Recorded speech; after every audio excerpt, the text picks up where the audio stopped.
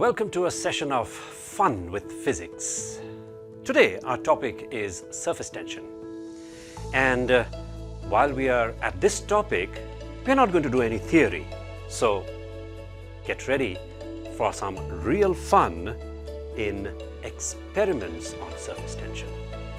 So let's start off, and as you can see, I have this rectangular frame, and on this frame I basically have a loop of thread, this loop of thread you can see, but just to hold it there I have 4 other pieces of thread which are loosely tied to this, just so that it just can hold it there somewhere in the middle. That's the whole idea, and you will see that these 4 are really inconsequential in the experiment, but it just makes it more beautiful, that's all. So what I do is, I have some soap solution in this tray, as you can see here. Let me pour a little more. This is some soap solution I have made, and let me pour it here, and so then, okay, that should do, I think. Now let me dip this in this soap solution, and so naturally you expect that you will get a film, and there you are, there's a film, and as you can see the loop has, that's one of them just broke. Let me just do it again. This is a normal thing that will happen. Yeah, so as you can see, there's the loop. Now what I do is, this loop is any shape now, depending on its weight. I can change its shape. See, depending on which way I turn it, its shape changes, right? Depending on which way the weight is acting. But what I do is, I pop the part of the film within the loop. Wait. So here is the loop, and let me break this and see what happens. You get a perfect circle. Now the question is, why is it a circle? Why not any other shape? It could have been a polygon because there are other 4 strings tied to this. It could have easily been a polygon. So why is it a circle? To do that, let's think of a wire that you might have, which is, let's say, 8 centimeters long. Okay? Now my question to you is, with this 8 centimeter long wire, you form different shapes whose formula for the area is known to you, and let's calculate the area. So what we can do is, with 8 centimeter wire, we can make a square with 2 centimeters each side, 2, 4, 6, 8, right? So what would be the area of this square of each side 2 centimeter? It would be 4 centimeter square. So keep that in mind, it's 4 centimeter square, all right? We could make a rectangle. We could make a rectangle with 3 centimeter, 3 centimeter being the lengths, so that's 6 centimeters gone, and 1 centimeter, 1 centimeter on the sides. So the area would be 3 into 1, that is 3 centimeter square. So the last one was 4 centimeter square. This area is 3 centimeter square. And if you make a circle with this, with the wire of 8 centimeter long, then it means that the circumference of the circle is 8 centimeters. Knowing that, we can easily calculate what is the radius of this circle. And knowing the radius, we can easily calculate what is the area of the circle. And here is the calculation for this. Now you notice that the area of the circle is 5 point something, which is more than 5, which means this is the largest area. The circle with the perimeter, in this case called the circumference, being the same in all 3 cases, the circle encloses the largest area inside. Now why does the shape therefore become a circle? About surface tension, the property is this, that the film that is formed when we dip it into soap solution, this film that is formed, this film wants to occupy the least surface area. It wants to contract. So when I pop this, it becomes a circle, because all other areas want to become the smallest. When will all other areas become the smallest? When the area of the circle, or when the area inside this loop is the largest. That's when the others will become the smallest. And that is why the area inside the loop becomes a perfect circle. Do you see this? How wonderful it is. Nature exactly figures out what is to be done so that the film in the other areas occupy the least surface area. Isn't that wonderful? Let's move on. So here's our second experiment. As you can see, I have a frame of a cube here made with metal, just wire basically, and I've joined the corners with a glue gun. And what I want you to do is predict what shape of soap film I will get around this cube, frame of a cube, when I dip it into this soap solution. Okay? So those of you who haven't seen this experiment being performed before, particularly for them, predict the shape of the film that will be formed. Here, I'm dipping this into the soap solution and taking it out, and look at the soap solution. Look at the shape of the film. That's beautiful. You could have never imagined this, that this would be the shape of the film. If I turn it around 90 degrees, this is what you see. Right? So why this shape? What is really happening? This shape of the film happens to occupy the smallest surface area. That is what the film is doing at all times, occupy the smallest surface area. It wants to shrink in size. And so nature knows how to work out its laws and automatically finds out what is the smallest surface area.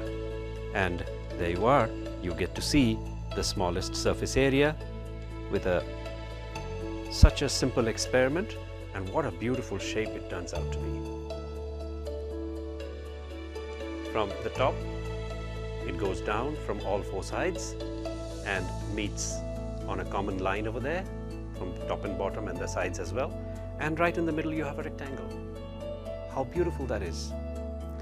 So let's move on. And this was a cube, and here, as you can see, I have a prism, the shape of a prism. Now I want you to predict again. What will be the shape of the film that is formed around this prism when I dip it into this soap solution? Ready? Okay. So, can you see that now? See? All the films go inward and meet right down the centroid of the triangle, the face. If I take a principal section of this prism, then the centroid of the triangle, down there it meets. Let me do it again. This is a very dry season, so it pops very fast.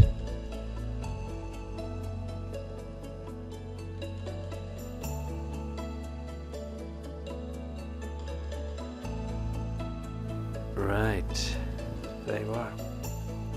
And see, if I turn it, this is what you get to see. Isn't this beautiful? And these are some simple, cheap experiments that all of you can perform at home with readily available material at home. This is dishwashing liquid in some water, and these frames you can make with matchsticks, you can make with sticks, just dry twig, just join it with hot glue or some kind of gum, anything. And beautiful experiments can be done. Physics experiments need not necessarily be costly. The achievement is really when you can perform these experiments with readily available material at home. All right, so here's our next experiment. As you can see, I have this sheet of rubber stretched on a metal frame. I made it with slightly thick wire, and I cut a balloon and stretched it across this frame. And then I drew two parallel lines about 1 centimeter apart. Okay? Now what I'm going to do is, I want you to notice what happens if I weaken the rubber in between the two lines. If I make it weak, meaning to say, if the force holding the molecules of rubber together, if that force is weakened, then what happens to the rubber over here? I just want you to notice. So what I'm going to do is, how do I weaken it? I'm going to heat it. So let me just light this candle.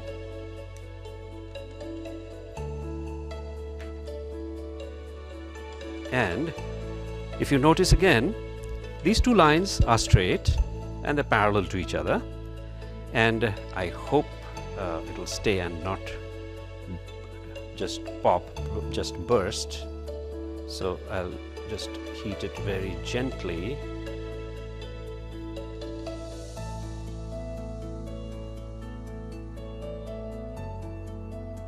You can get the burning smell.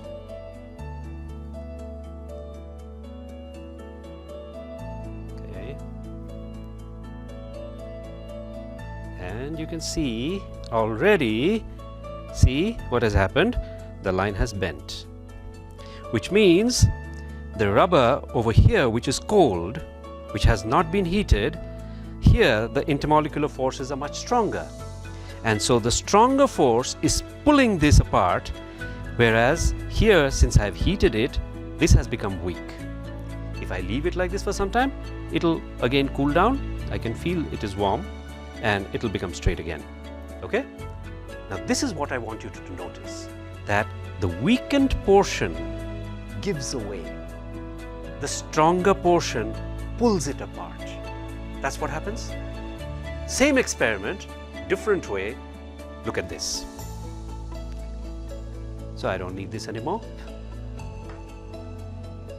So here I have a plate with a little water in it, and I have some black pepper, and I'll just spread this black pepper on the water, and I'm taking care to do these experiments with readily available material at home. You could also do it with sawdust if you don't have black pepper at home. Sawdust. There are certain types of grass which grow seeds once the grass is mature. If you collect those dry grass seeds, even they work perfectly. So there are multiple ways you could do this, and as you can see, this pepper is spread out uniformly. Now I have this earbud with me. I could do it with my fingers, but just that I've been doing these experiments and my fingers have already touched soap solution, so might not work properly. So I'm taking something that is clean, absolutely has not touched any soap solution. So I have this earbud which is absolutely clean, and I dip one end into this water with the pepper, and you notice nothing happens. The other end is also clean now, but I will take some soap solution in it, dip it into some soap solution, and now I dip this into this, and notice what happens. Immediately all this pepper moves out in a circle, almost a circle, and it moves out. Can you see the similarity between this experiment and this experiment? The reason is exactly the same. Just like over here, when we heated it, the portion that was heated, the molecule, the bond between the molecules weakened, and the stronger portions pulled it apart. Exactly the same thing is happening over here. When we add soap solution, soap has a smaller surface tension than water, than clean, pure water. And so the portion that has been contaminated with soap solution has a lower surface tension, it becomes weaker, and the stronger surrounding portion pulls it apart, and that is why you can see everything moves away. This is exactly what happens when a drop of oil falls on the surface of water. The oil spreads because the surface tension of oil is weaker than the surface tension of water. This is the same reason why when there is an oil slick that happens in the seas, oil tanker somehow leaks and the oil is released into the sea. What happens then? The oil spreads because of surface tension. Now that you know the reason why the oil spreads, then you know also the solution. The simple thing to do is make the surface tension of the surrounding medium, that means the water in that case, weaker in comparison to that of the oil. Then the oil will collect. Because it is stronger surface tension, it will stay together. So that is exactly what is done.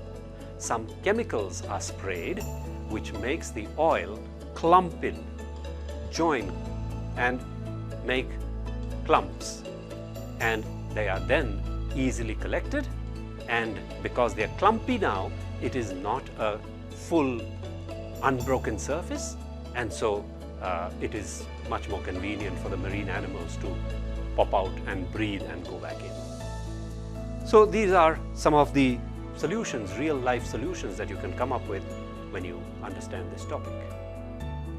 But if you still have not been impressed with all these experiments and you haven't said wow, here is the next experiment, and I'm sure you're going to this time get your minds blown off.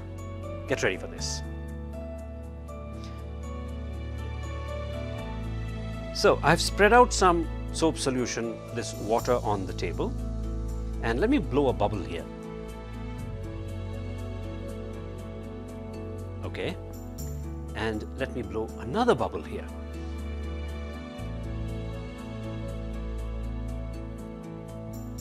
Now these two bubbles are the same size, and if you can come take a close-up shot, look at the line joining the two bubbles. It's an absolute perfect straight line, right? The plane, rather, it's a flat plane. Now what I'm going to do is, I'm going to make one of the bubbles bigger. Let's say I blow more air into this. And again, this time, look at the surface that is formed, the common surface that is formed between the two bubbles. Is it still a plane like it was when the two bubbles were equal sized? No, it is not. Clearly you can see that the smaller bubble is bulging into the bigger bubble. To understand why this happens, let's do another experiment with two balloons, and let's try and understand this phenomena one more time. So here I have a Y tube, and I have two identical balloons tied to the two ends of this.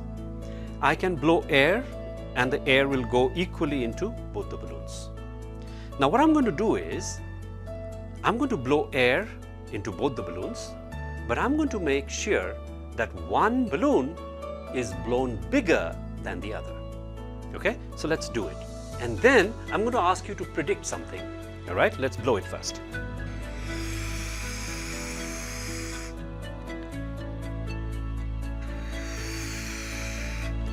So clearly, one is bigger than the other. Now my question to you is, if I allow the air in these two balloons to mix, then will the air travel from the smaller one to the bigger one, or the bigger one to the smaller one? I want you to predict that. Already predicted? Okay, so let me open and let them mix. Okay, so I'll close this end with my mouth and let the other two mix. Okay, but let me first blow this up a little more again.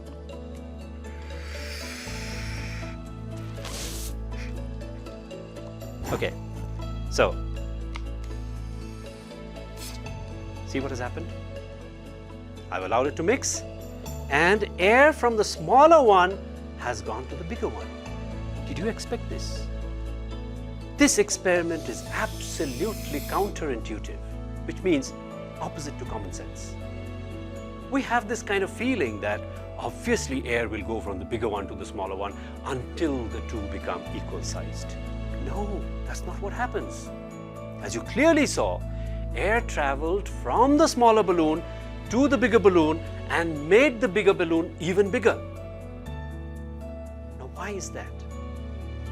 That is because, and before I give you the answer, what is the connection between this experiment and the experiment I did on the table with the two bubbles where the common surface was not plane when one bubble was bigger than the other, or there was a smaller bubble which was protruding into the bigger bubble? And the reason for both of them is the same, that the excess pressure inside a bubble is proportional to 1 over the radius, reciprocal of the radius. That means smaller the radius, that means smaller the size of the bubble, more is the excess pressure inside, so it will transfer air to the bigger one. Did you think about that? Keep experimenting, keep learning, and keep being filled with wonder.